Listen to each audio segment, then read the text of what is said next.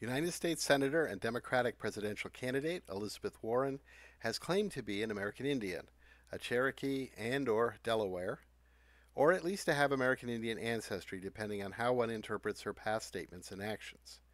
Backing this up in October of 2018 with a widely criticized DNA test. In this video, I will argue that the DNA test was based on too small a sample of Europeans, not American Indians, to reliably determine whether Senator Warren has American Indian ancestry. The European sample was only a few hundred people, too small to accurately measure the incidence among Europeans of Asiatic DNA segments that American Indians appear to share with some peoples in Central and East Asia. Although Senator Warren now lives in Massachusetts, she was originally from Oklahoma and claims family stories of American Indian ancestors. Oklahoma incorporates the former Indian Territory, where about 30 American Indian tribes were forcibly or semi-forcibly relocated during the 1800s.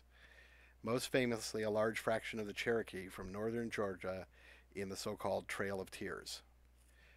Not surprisingly, many people in Oklahoma either have or claim to have some American Indian ancestry, as in other predominantly rural areas with historical and or present-day ties to the Indians, such as parts of the Ozarks and the Smoky Mountains. These assertions are remarkably controversial. Senator Warren is presently, January 2020, one of the top 3 contenders for the Democratic Party nomination for president in 2020. She was endorsed in part by the New York Times a few days ago, sharing the endorsement with trailing fellow candidate Amy Klobuchar.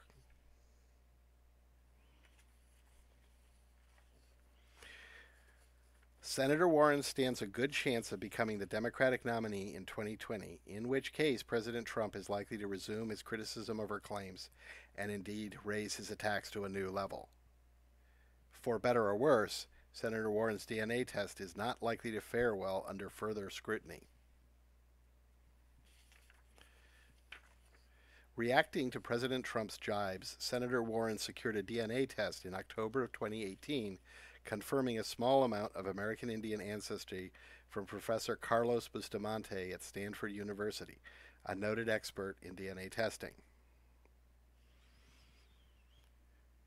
We find strong evidence that a DNA sample of primarily European descent also contains Native American ancestry from an ancestor in the sample pedigree 6 to 10 generations ago. We find little or no evidence of African ancestry in this sample. Dr. Carlos Bustamante is an internationally recognized leader in the application of data science and genomics technology to problems in medicine, agriculture, and biology. He received his Ph.D. in biology and MS in statistics from Harvard University, 2001. Was on the faculty of Cornell University, 2002 to 2009, and was named a MacArthur Fellow in 2010. He is currently professor of biomedical data science genetics and by courtesy biology at Stanford University. Professor Bustamante's report is somewhat unclear, but appears to report performing a principal components analysis on a, quote, population reference set, unquote, of 148 individuals of unclear origin, containing only 37 individuals from across Europe. Professor Warren's ancestors are likely mostly or entirely from England, Scotland, Wales, and Ireland. In addition, 185 individuals from the Thousands Genome Project, 99 from Utah, and 86 from Great Britain are used as well. This gives a total, small, sample of 222 Europeans.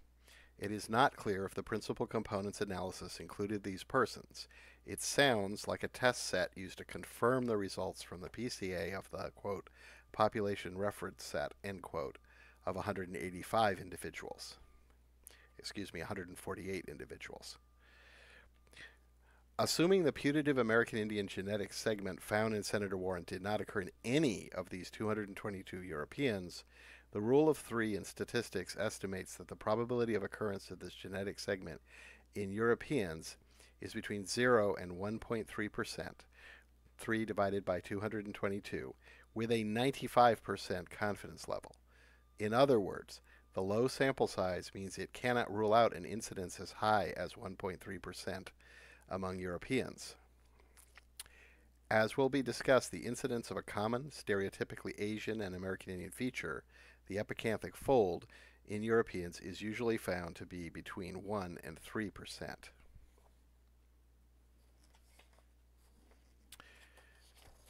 Professor Bustamante or his staff performed a principal components analysis on Senator Warren's DNA. This is a complex statistical method. The principal components are not simple genes or genetic markers such as the Duffy null allele found in most sub-Saharan Africans and very few Caucasians, one of the few genes closely correlated with our common sense concept of race. Rather, a principal component such as PC1 and PC2 in the figure shown is a complex pattern of many genes derived through advanced linear algebra applied to genetics in a rather unclear manner by Professor Bustamante. In the plot above, Senator Warren is the test subject, and the data points appear to be from the, quote, population reference set, unquote, of 148 individuals, including only 37 Europeans. But how unusual is it for Europeans with no recent American Indian ancestry to have a genetic segment with principal component values similar to Senator Warren? In the details of his report on Senator Warren's website, Professor Bustamante appears to identify a sample of 222 Europeans, 37 from the population reference set with a total of 148 members, and 185 from the Thousands Genome Project public DNA database. Empirically, Asiatic features and presumably DNA are rare among Europeans. The epicanthic fold is usually reported in only 1 to 3% of Europeans. At most, only a handful of the sample of 222 Europeans would have Asiatic features and or DNA. American Indians are thought to have originated wholly or largely from ancient immigrants from East or Central Asia who migrated across a now lost land bridge across the Bering Strait. Genetic tests still often have difficulty separating East Asians from American Indians according to many reports.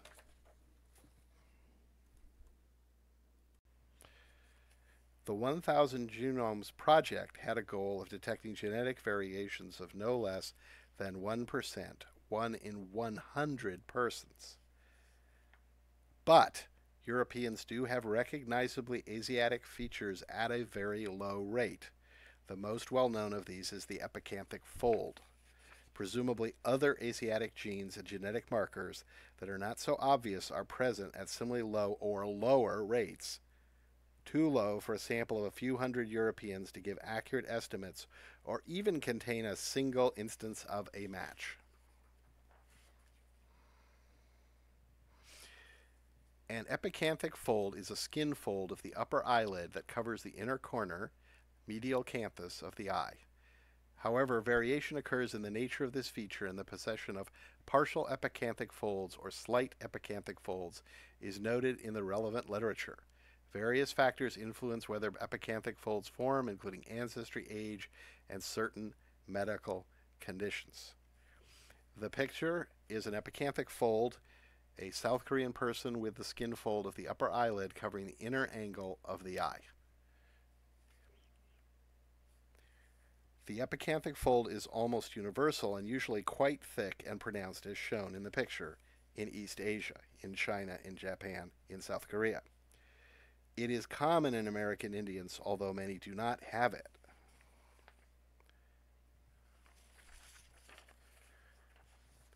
Lower frequency populations. Epicanthic folds also occur at a considerably lower frequency in other populations. Europeans, Scandinavians, English, Irish, Hungarians, Russians, Poles, Lithuanians, Finns, Estonians, and Samis.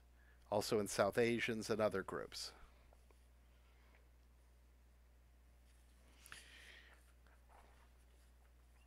So here we have some numbers from an online forum just to give a sense of the frequency with which it's reported in Europeans.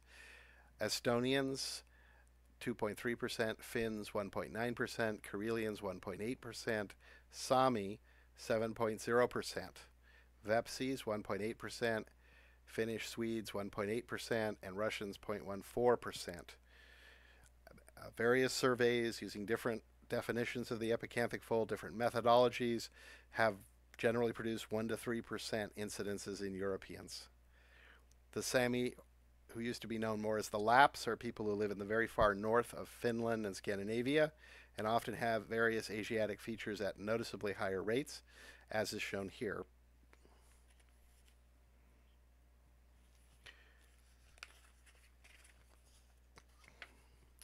Why do some Europeans have Asiatic features such as the epicanthic fold?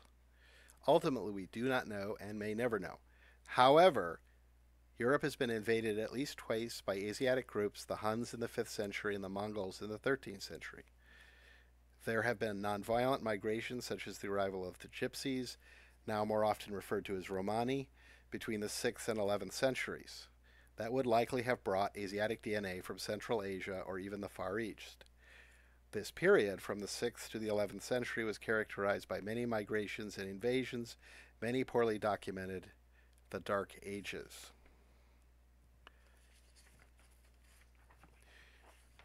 The Huns, as in Attila the Hun, were described in ways that are usually interpreted as East Asian. Ancient descriptions of the Huns are uniform in stressing their strange appearance from a Roman perspective. These descriptions typically caricatured the Huns as monsters. Jordanes stressed that the Huns were short of stature and had tanned skin. Various writers mention the Huns had small eyes and flat noses. The Roman writer Priscus gives the following eyewitness description of Attila. This is Attila the Hun, the notorious Hun leader. Short of stature, with a broad chest and a large head, his eyes were small, his beard thin and sprinkled with gray. He had a flat nose and tanned skin, showing evidence of his origin. Many scholars take these to be unflattering depictions of East Asian Mongoloid racial characteristics. There is some controversy about this, but it's generally believed the Huns were Asian in appearance and origin based on these Roman accounts.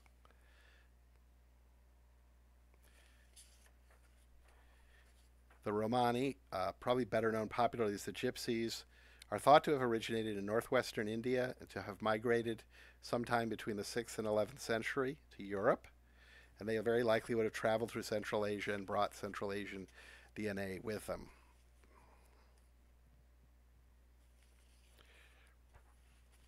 The Mongols, who invaded Eastern Europe in the 13th century, were undoubtedly of East Asian origin, whatever small doubts may exist about the Huns. Remarkably, the Celts, the forebears of the modern Irish, Scottish, and Welsh, probably originated in Central Asia. The Tarim mummies in western China date back almost 4,000 years, probably before the presumed Celtic invasion of the British Isles. The Tarim mummies feature both red hair, fair skin, Asiatic features, and clothing and artifacts with stereotypically Celtic designs. Ancient Chinese accounts feature red-haired giants living in the western parts of China, long dismissed as superstition until the discovery of the Tarim mummies. It may be noted that stories of American Indian ancestry are concentrated among white Americans of Scots-Irish descent who trace their ancestry entirely or predominantly to the lowlands of Scotland near the border with England. Epicanthic folds occur infrequently among the Scots. In conclusion, Senator Warren's DNA ancestry test almost certainly lacked the statistical power to rule out a European origin for the putative American Indian DNA segments. If you like this video, please take a moment to click like. Please click subscribe and the notification bell if you would like to receive more content from us. We welcome constructive feedback and comments. Mathematical software is developing products and services to automate data analysis, to reduce costs and risks, speed development, and improve results. If you want to support our work, you can subscribe on our Patreon page. This is the URL for our Patreon page. Scan the QR code in the lower right corner with your smartphone to get the Patreon link without typing. Our Patreon link is also in the show notes below.